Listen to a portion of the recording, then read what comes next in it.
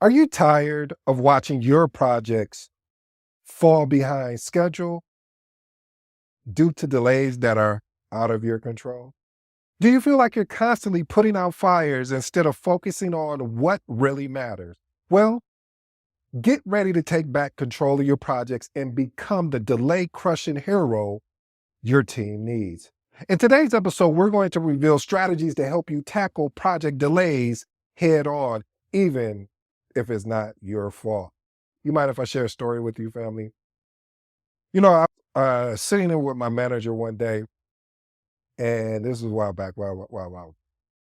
And what happened is we're working on some documents together because we were given an update. And he's sharing his screen, and email comes through from, we call him an interesting stakeholder. So he opens it up right in front of me, and the stakeholder commenced to talk about how he was not happy, how the project is, not being led well. They don't know where the project is. There's no updates and documents. And it was just a very exchange between my manager and I, because we both just looked at each other like, what?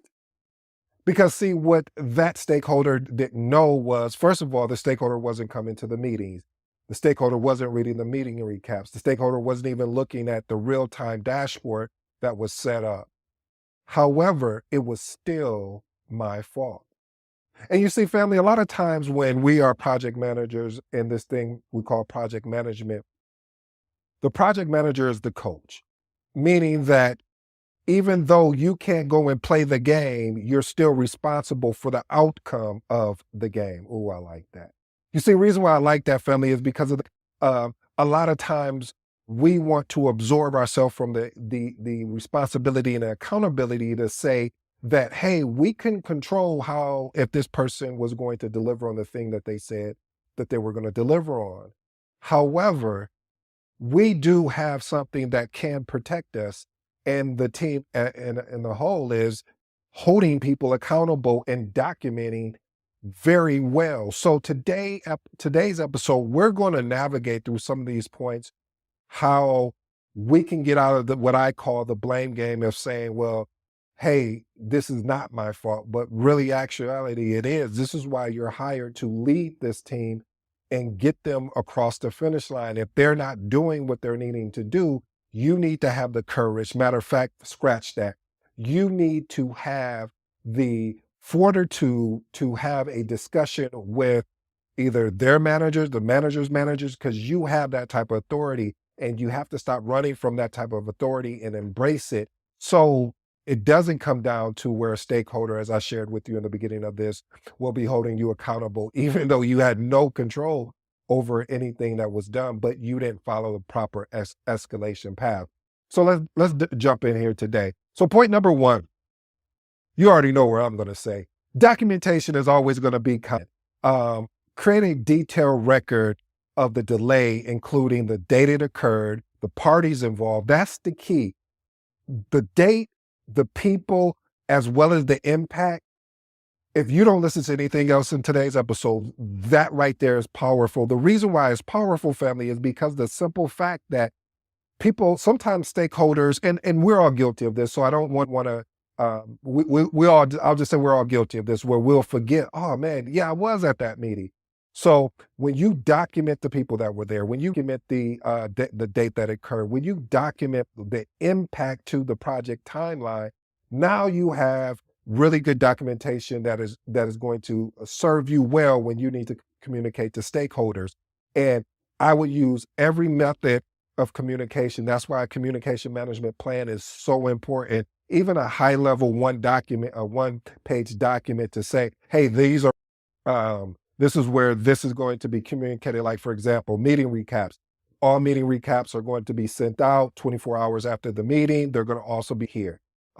Again, because what this does is it creates an opportunity for the stakeholders. Not you want to minimize all excuses. You want to minimize all the reasons why not, as they would say, that they couldn't get to it. Let's move on to point number two.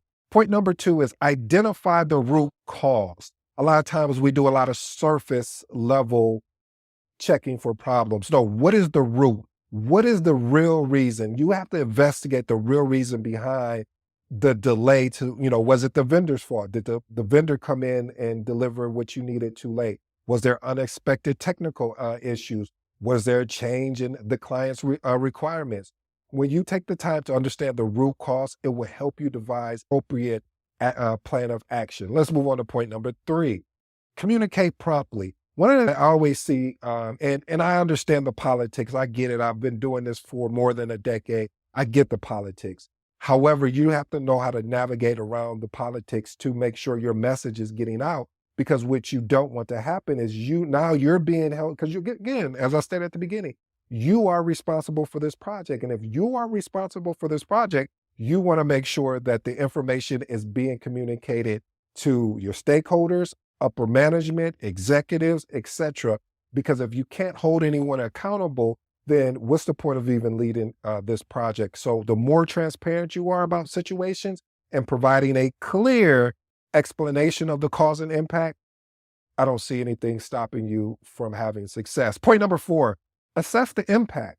When you see it, when you identify a delay, evaluate the delay and see how it will affect the overall project timeline, budget, as well as and the reason why you want to do this is because there may be something in which that can also affect other aspects of the project that if you don't pay attention to those 3 things I named, the timeline, the budget, and deliverable, it's like the triple constraints. So when you think of the triple constraints, and if you've been listening to me for a while, I always bring up the triple constraints as well, which is time, cost, scope, and quality.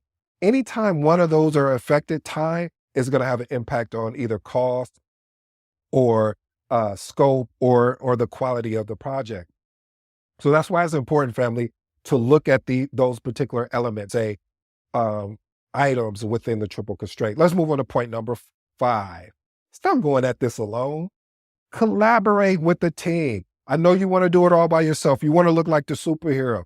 I got you. However, being able to engage your team members in a brainstorming solution and developing mitigation plans, this is going to help because now you're bringing in expertise and insights into how they can actually help you be creative and overcome any potential delays. Let's move on to point number 6, negotiate with stakeholders. As I told you, my favorite books is Chris, a guy named Chris. I forgot his last name. Sorry about that. But the book is called Never Split the Difference. Again, Never Split the Difference. And I learned a lot in that book. And one of the things that I really talk about is the ability with stakeholders. When a delay comes up, you may need to pull someone from another project pull a stakeholder from another project to assist you on this project. How do you go about doing that? There may be vendor issues that come up. There may be that don't want to work on the project because they so much, the project is complicated. And because it's complicated, it's like, man, all of my bandwidth is going to be taken away. And plus I still have a day job. So, and that's another thing we forget, check managers, is that yes, our stakeholders still have day job. This is our main thing. Leading, assisting, influencing projects is what we do. However, we have to understand that being assertive by protecting our team's interests while maintaining a professional and collaborative approach is what is going to win our stakeholders over. And then when we need to negotiate, they're like, hey, I know if ED says, hey, they're going to need me for 6 weeks. If we get to the 4th week and he's noticing he's going to need me longer, he's going to properly communicate to me, but also to my manager. Again, open conversation, being transparent is going to be key when you're negotiating. Point number 7, this is one of my favorite as well, maintaining a positive attitude. Listen, we understand we got a delay. Either we can continue to beat up on the problem and say, well, this, and now we done spent all of this energy, all this frustration. Now, when it's come times for the solution, we're already burnt out. We're already exhausted because we've done used up our energy being frustrated. And that's why I always recommend, hey, yes, let's talk about the problem. Let's talk about the root of the problem. Once can we get that out of our system as fast as possible so we can make the shift to solving the problem. So I'm not going to say dealing with project delays is not stressful, because trust me, it is very stressful. especially when there's external factors with regards to compliance. If you don't get this done by a certain time, your organization could be held in contempt of compliance, et cetera, et cetera. So your team is going to look to you for guidance and motivation. And as a leader, John Maxwell always talks about amazing leaders, or I should say influential leaders. They have an impact and they influence. So let's move on to point number 8. Review and adjust the risk management plan. Family, we should be understanding if we're seeing delays, we need to document this in our risk register and find a mitigation response. And then after that, and we should be talking about it consistently throughout all the weekly meetings that we're having with the various teams. Because if we don't, if the risk flips to an issue, then we're like, well, how did this happen? That's because we didn't have proper communication. And of course, risk can flip to issues. It happens a lot. But if you're prepared, or as they say, if you fail to plan, then you plan to fail. Not my words, but you already know where I'm going. And my bonus for you today is review and update your lessons learned. One of the things you can do is, as you're navigating through the project, you want to make sure that you're updating your lessons learned register on a consistent basis, things that you're learning along the way. Don't wait until the end of the project. I've been guilty of this so many times, but you want to make sure that you have that opportunity. All right, let's move to my closing remarks. Point number 1, understand really where you're going to go with the project, meaning negotiating with stakeholders. How do we negotiate with stakeholders effectively? My next thing is stop going at it alone, collaborate with the team. And my final closing remark is really understand the root cause before you move forward. Don't try to make it more than what it is. Once you identify the root cause, now let's transition into the solution building. Don't get caught up with all the emotions. We're all guilty of it because we're human. However, we have to find and say, okay, that's it. We've drained this problem too long without finding any proper solution. So let's move away from that. Well, family, I hope you enjoyed today's episode. I go by the name of ED. You know my motto. You know my slogan. If you don't, I just appreciate